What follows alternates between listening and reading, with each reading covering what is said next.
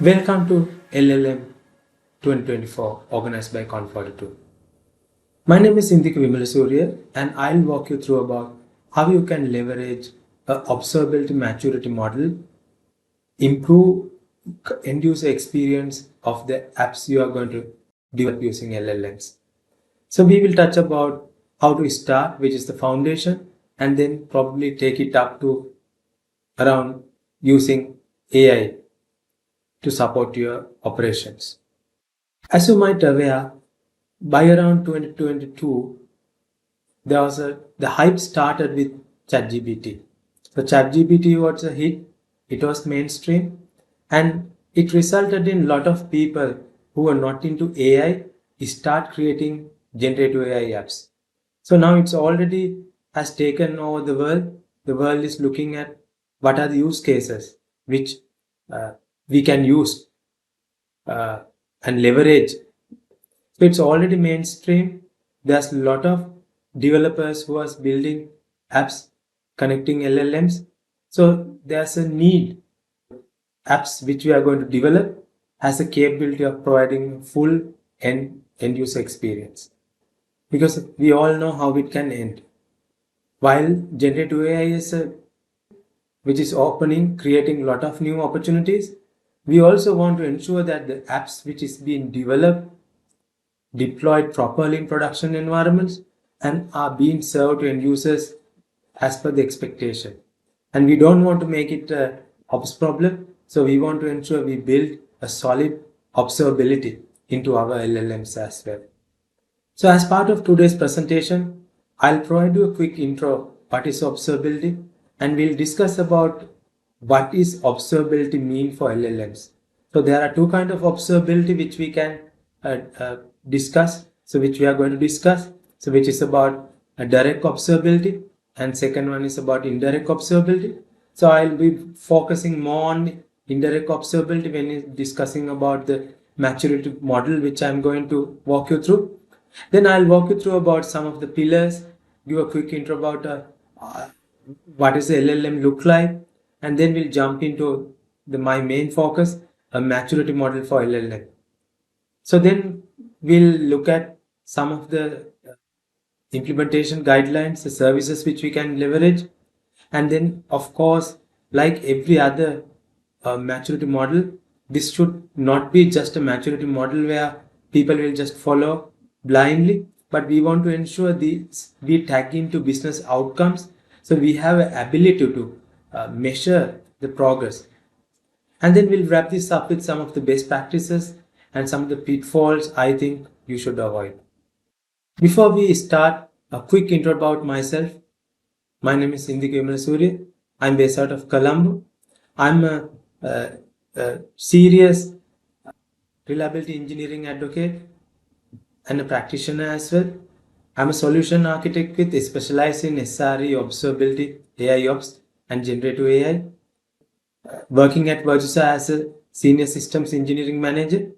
I'm a passionate technical trainer. I have trained hundreds of people when it comes to SRE, observability, AIOps, and I'm an energetic technical blogger, and I'm a very proud AWS community builder under cloud operations, and also a very proud ambassador at DevOps Institute, which is also known as PSL Cert because they have acquired it. So that's about me. So I am very passionate about this topic observability.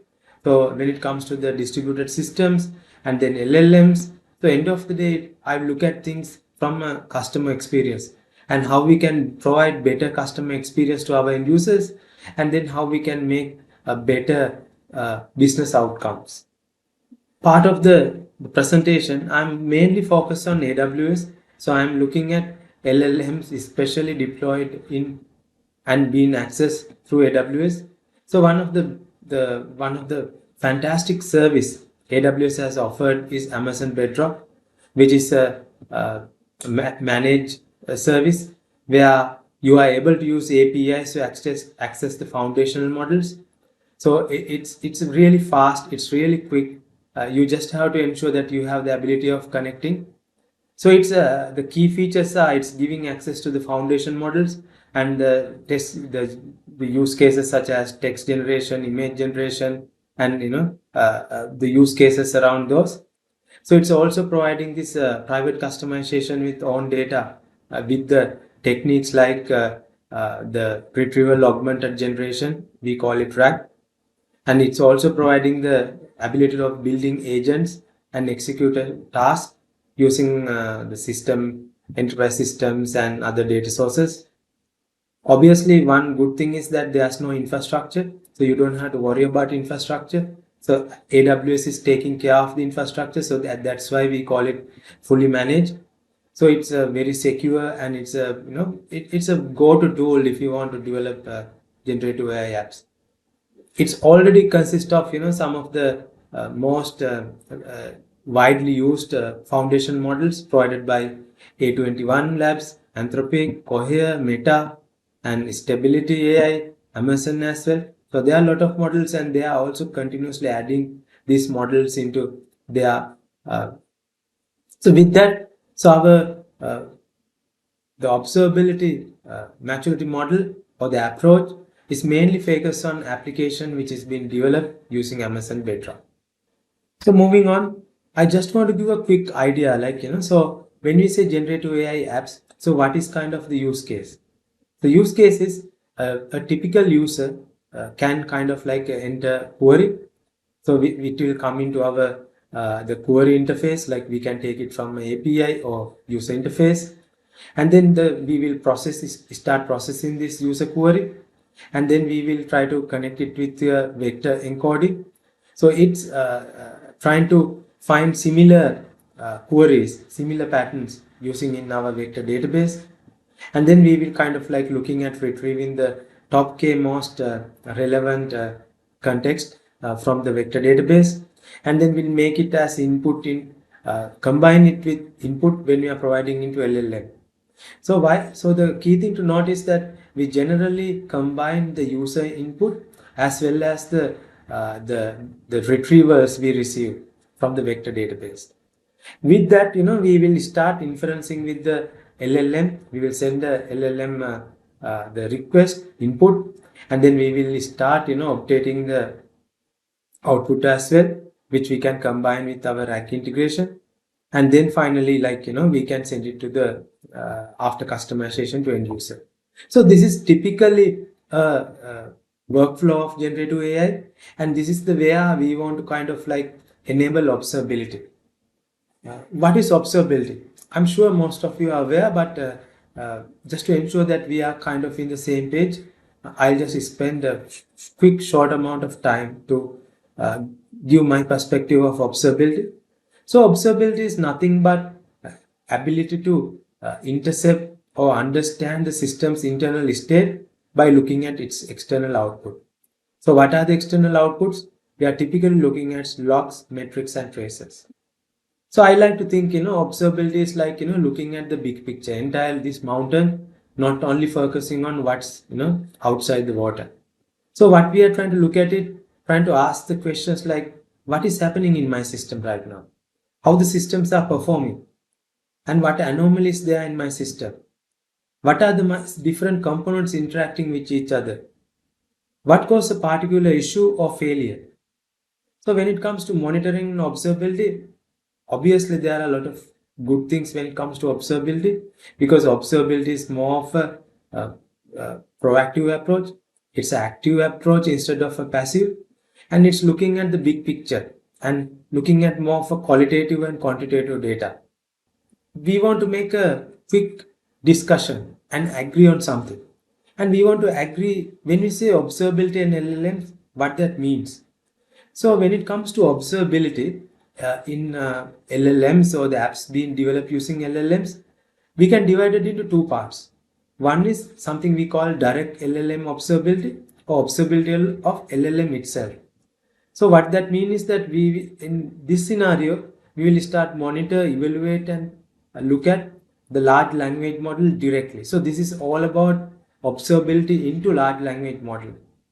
But then there's other aspects like indirect LLM observability or observability of applications or the systems using LLM. Here we are not looking at the LLM directly, but we are looking at the of the applications or the systems connecting, utilizing LLM. So this is just to ensure that we are able to both ways we are able to provide some really good benefits to the end users. So both have its and the techniques we will use is pretty much the similar standard way when it comes to observability.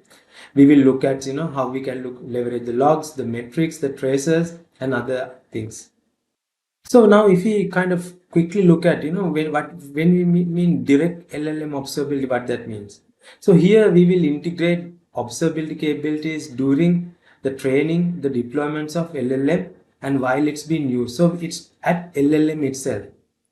So the main objective is we want to gain insight into how the LLM is functioning, identify anomalies and other issues directly related to LLM, understand the decision making process of LLM. Here how we approach is we will activate logging and we will look at things like the attention weights and other internal states of the LLMs when we are doing the inferences.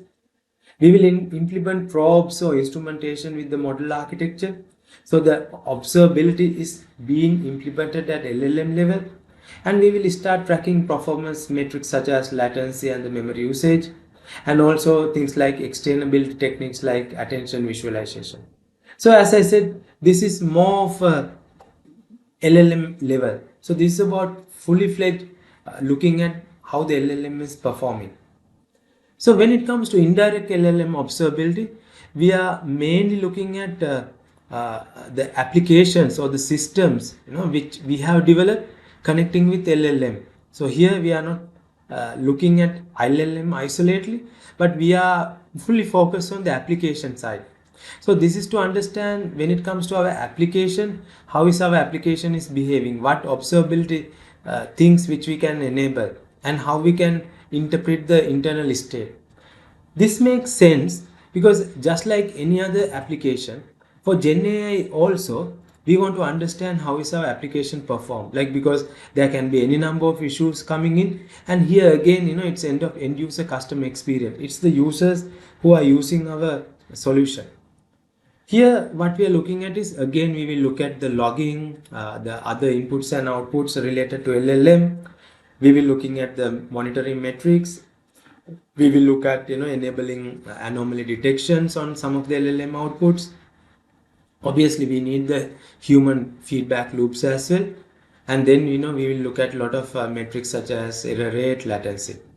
And the key objective, as you would have already guessed, is to understand how is our application is behaving and how is our application is leveraging LLM and how good kind of output we are providing into our end users.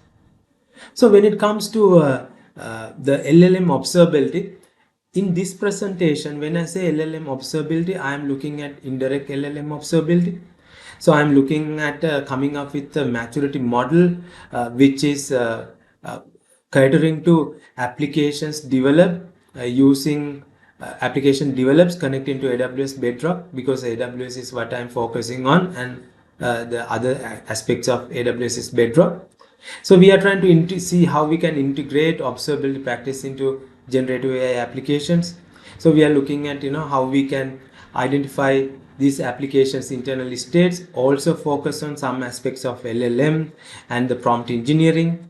So we will look at the indirect oversight of LLM functionalities, and we try to make sure that the generative AI applications are reliable and they are providing what is it's been designed, and the end users are happy with the performance. So we want to answer this question, why observability for LLMs? So just like any other application, LLMs also, the generative AI apps being developed using LLMs also require observability, because we need observability when it comes to ensuring we kind of like make sure that our generative applications are correct. It's provide the correctness, the accuracy, and it's about the performance. It's about providing great customer experience. But when it comes to LLMs have its own challenge. Sometimes it's complex. We might have to look at what kind of anomalies or the model bias it's having, or the model drift.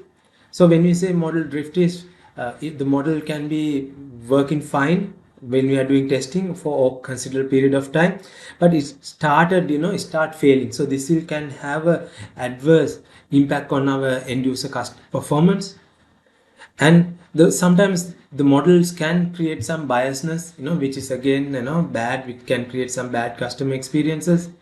Then we will look at the pretty much the other standard things like debugging, troubleshooting, how best we are using our resources, and the ethics, the data privacy, security. So implementing, kind of like looking at these things again, observability for LLM is very important, because that is again allowing us to provide and kind of like give generate great customer and user experiences. So now we'll focus on trying to understand what are the pillars shaping LLMs. What are the pillars shaping LLM observability? So one of the key things is I'd like to split into few parts. One is that LLM is specific metrics. So one is that LLM inference latency. Here we track the latency of LLMs, the request which is coming to Bedrock application. We will start monitoring the latency at different stages of the request, such as like when they coming from the API gateways and Lambda functions, LLM itself. So where however we have defined, we'll try to look at the potential bottlenecks and how we can improve or optimize the performance. And then we will look at LLM inference success rate. So we will start monitoring the success rate of the request going and coming from LLM. And then we will start looking at what are the errors and whether there's increase in errors, what is the reason for errors, all the troubleshooting aspects as well. And we have this LLM quality, output quality, where we will like trying to understand the quality of the LLM outputs, so which is again important. So that kind of gives us the ability to kind of like improving those area. And one other important thing is LLM prompt effectiveness. So it tracks the effectiveness of the prompts which we are kind of like sending to LLM. So this again, we will start monitoring the quality of LLM outputs based on those prompts, and based on various different kind of prompts and how these are getting deviated, and then start continuously refining this. And moving on, some of the other things are about LLM model drift. So we will start monitor the distribution of LLM outputs with the application, understand over a period of time whether there's any significant output distributions, and then we'll start tracking the performance.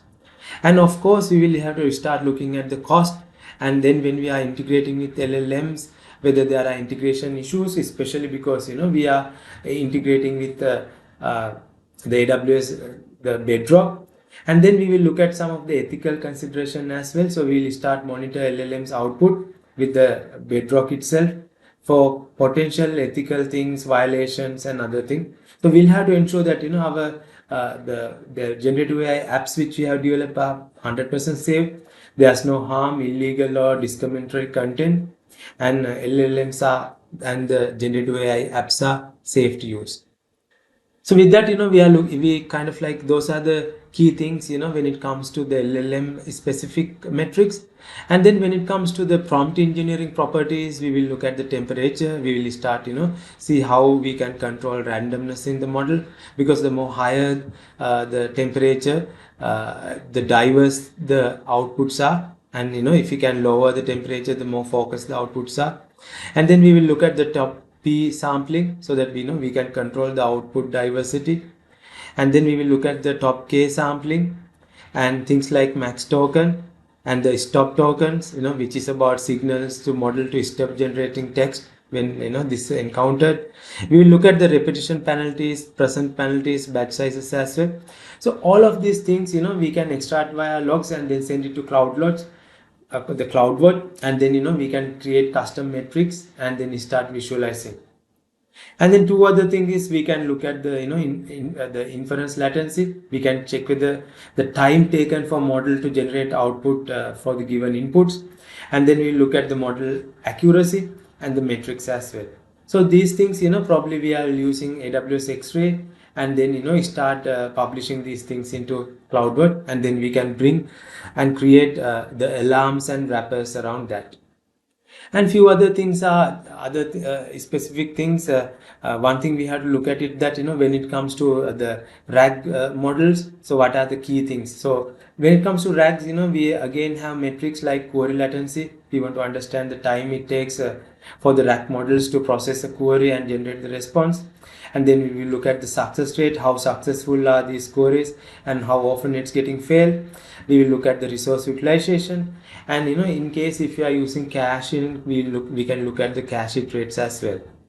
And when it comes to logs, we'll look at the query logs, error logs, and the audit logs, which will probably give us a comprehensive way of auditing, troubleshooting. And then we'll try to enable tracers, X-ray, which will provide us the end-to-end tracing, so that way that we can have a complete observability into the data store or data retrieval. And other pillars are the tracing. So we will use X-ray, so that will enable us to integrate the tracers, and we will look at other integration AWS services as well. And then we will use CloudWatch as a visualization tool. We can also use the Grafana, the AWS managed Grafana, or any other things as well. So one other key thing is be mindful about alerting and incident management. So we can use the CloudWatch alarms, and we can leverage AWS System Manager as well.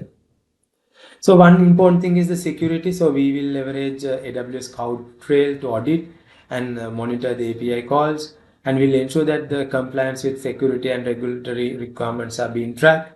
We can integrate CloudTrail logs with CloudWatch logs for centralization.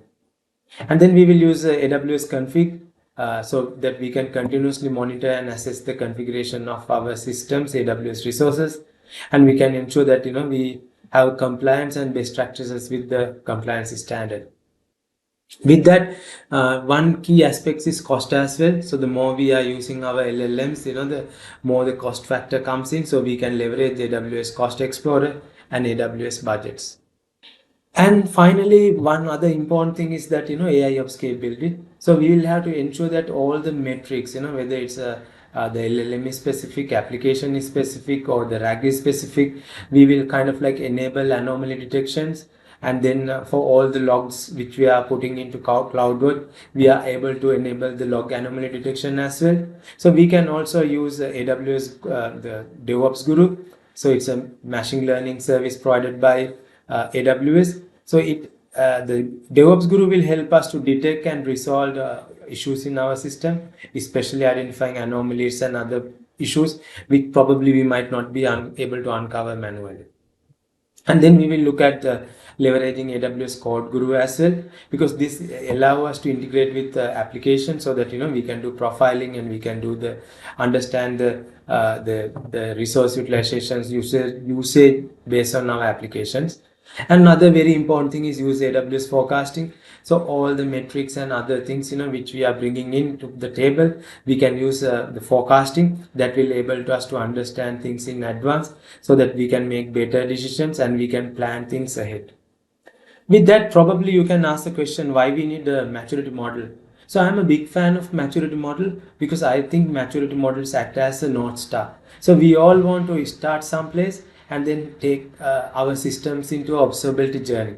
So if you do that without kind of a maturity model or framework, then it's you may end up with any place. But by using a maturity model, you can guarantee that you start with the basic steps, and then you can finish with some of the advanced things, and you have better control of how you go there.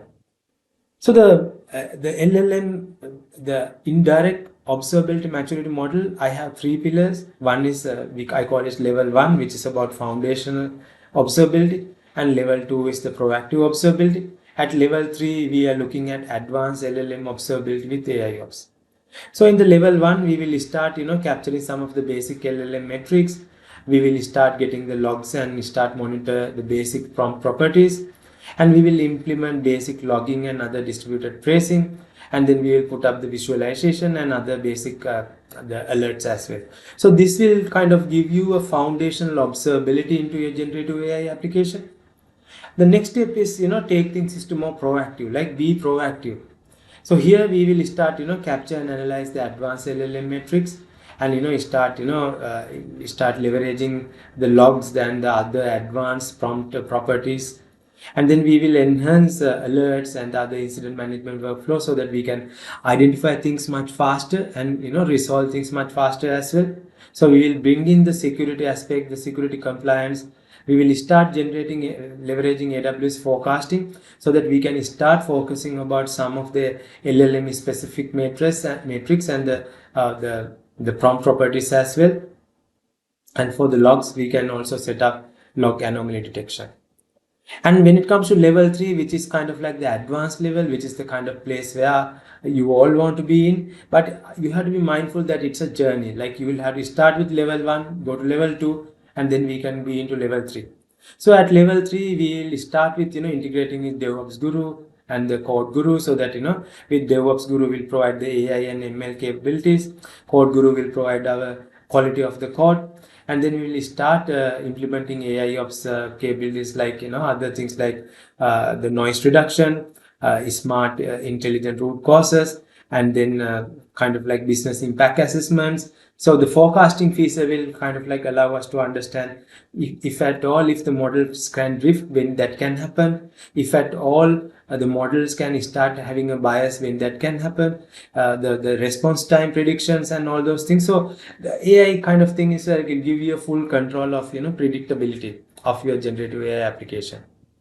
So now I am kind of like look at more focus on implementation angle. So in the foundational model, like we can use CloudWork metrics, like so that we can capture the basic LLM metrics, like the inference time, model size, prompt length, and those things. The prompt properties, again we can leverage send those logs into CloudWork logs, so that we can start monitoring basic properties like prompt content, prompt sources, and those things.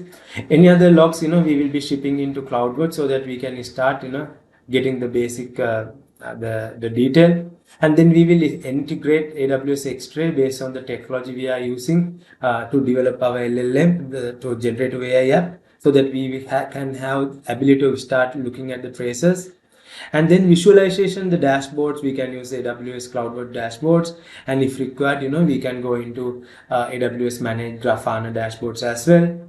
Alert and incident management, we are leveraging CloudWatch, and that will help us to understand some of the more the basic to a medium complex some of these monitors, so that we can have a good control of our how the LLMs are behaving, and like how is our the prompt is successful, and overall how is our generative AI application is behaving, and probably not probably, but how our end users are feeling about it. And then we will wrap this up with the cost, like we using AWS Explorer, because LLMs are sometimes costly. We'll have to ensure the usage, and we start monitoring that as well. So level 2, like we will go a little bit advanced for the metrics. We will start looking at advanced metrics like model performance and output quality. And again, prompt the properties, we will look at the advanced properties like the prompt performance, prompt versioning. And then we will start advancing, improving the incident workflows. We will look at the security compliance. We will look at more into the uplifting and improving the cost factor as well. And one of the key thing here we will bringing is AWS forecasting. So using forecasting, we want to ensure that we have the ability of forecasting all the key the complex or even every metric related to LLM performance, LLM the inference, the accuracy, and the prompt properties related things as well. So, and then we will also look at enabling metric anomalies, log anomalies, so that we are start using some of the capabilities of anomalies. And finally, we will bringing in AWS DevOps Guru, so and the Code Guru, and that will allow us to bringing in the AI capabilities into here, the AI ML capabilities, so that we can look at things from a holistic way. DevOps Guru is a perfect tool, and then we will bringing in AIOps practices, and then kind of like ensuring that our incident workflows are more into self-healing, and there are a lot of other improvements and AI kind of things which we can bring in. So what are the other things, like so we will look at bringing in while we do this, we want to ensure that we measure the progress. So once we enable observability, so we want to ensure that we look at LLM, so how the LLM output quality is getting improved, how we are improving, optimizing our LLM prompt engineering area, and then like ensuring that we can able to detect our model drifts in advance, and then we can take necessary actions. We look at what are the ethical things our models, based on that how our models are behaving, and then we look at the interpredictability, explainability, and start keep a close eye on those things. And generally, like we will start kind of looking at end user experience as well. We will clearly define some end user specific service level objectives.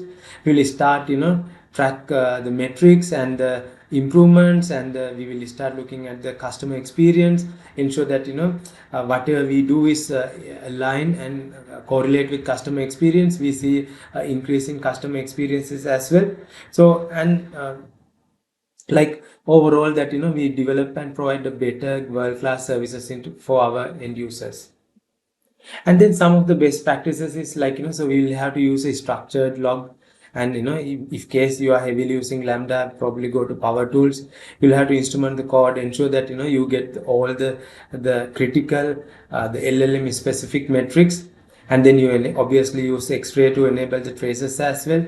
So the metrics which you are extracting, it has to be meaningful, it has to add value, so it should be aligned with our business objectives as well. And to wrap up, like some of the pitfall is that ensure that we kind of have a security, we plan in advance, and the compliance as well, because that's again a key thing modern day when we are using generative AI applications. And clearly define the roles, like what are our objectives we are going to achieve with this, and probably you can have some numbers, you can have some measurable things so that you can start performing and kind of like try to get the benefit. So with this, like I'm we are at the close, so thank you very much. So here I have taken AWS as example, especially AWS bedrock. From here we have looked at what is a general architecture of a workflow of a generative AI application, and what are the key pillars of the observability, LLM related observability pillars which we have to enable. And then we will look at the three the levels, the foundation, the proactive observability, and advanced observability is AIOps. And then we have look at some of the best practices and the pitfalls, and more importantly how we can look at this from ROI perspective. So with this, thank you very much for taking time. I hope you kind of like enjoy this, and then you have understood, or you have taken few things which you can take into your generative AI application and make it observable and leverage into to deliver great customer experiences. So with this, thank you very much.